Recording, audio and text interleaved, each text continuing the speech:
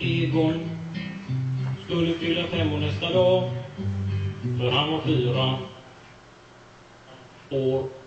Han undrade mycket vad han skulle få i present.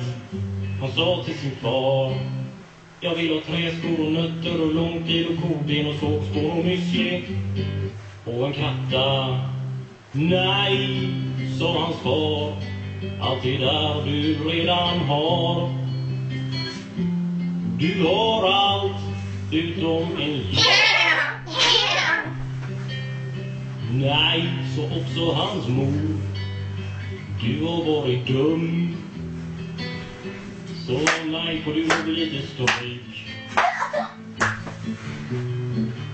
Egons pappa sade: du ska få något bättre än en spade. Vad sägs som en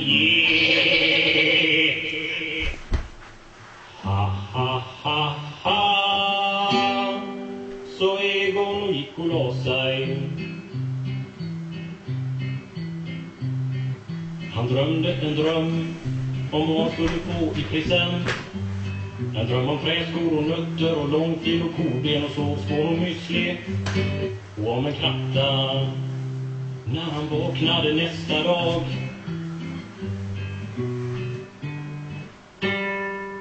fick han en gäst som heter